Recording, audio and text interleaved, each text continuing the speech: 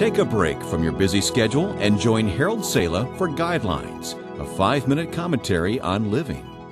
It has been said that a picture is worth 1,000 words, but who knows, it may even be worth more than 1,000.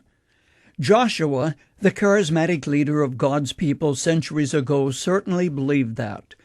When he did battle with 5 kings and the kings holed up in a cave, Joshua had them brought out one by one, had them kneel, put his foot on their neck, and then executed them as a picture of what God was going to do to the enemies of Israel.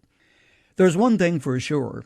There was no compromise in the way that Joshua dealt with the situation. Those 5 never bothered Israel again. There are 5 enemies of families today, and it isn't possible to deal with them as summarily as did Joshua these 5. The 5 enemies come crawling out of the caves of our old natures and periodically do battle with us. But it is possible to make the decision to be done with them once and for all. Put your foot on their necks, cut off their heads, and those 5 enemies will never bother you again. They are dishonesty, deception, disbelief, discourtesy, and discouragement. When dishonesty is tolerated, like a demonic spirit that wants company, another enemy comes to take up residence, the enemy of deceit. It's almost inevitable that dishonesty will lead to deception.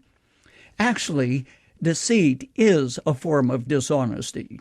If I lead you to believe something, but do not actually tell you a lie, I have still deceived you. And if I consciously know that I have led you to believe something which is not true, and have not corrected the impression, I am just as responsible as if I purposely lied to you. Years ago, a sea captain had an argument with his first mate.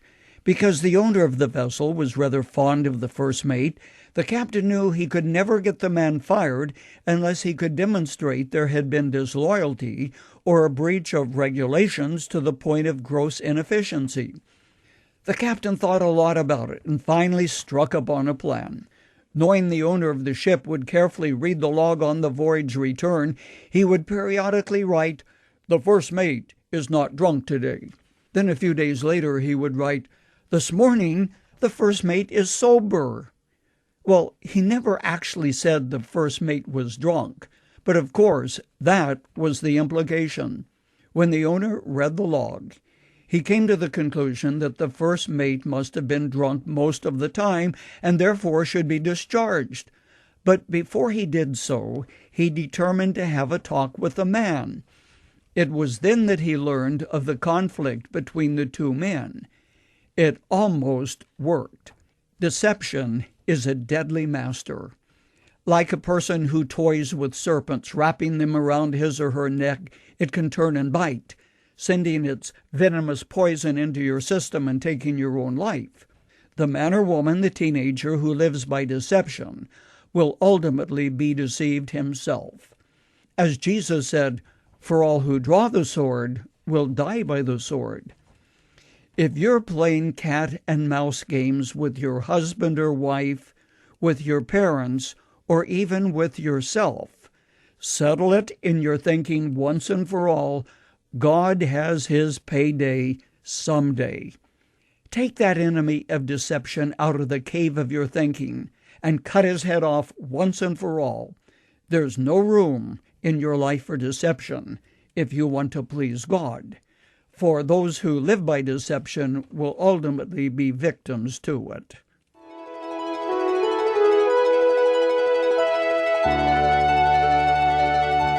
You've just heard Dr. Harold Sala with Guidelines, a 5-minute commentary on living. If you would like to listen to the program again, download a copy, subscribe to our e-commentary, or view other resources, visit guidelines.org. We would like to hear from you too. You can email us at info@guidelines.org. That's info@guidelines.org. Thanks for listening, and we invite you to join us again for the next edition of Guidelines.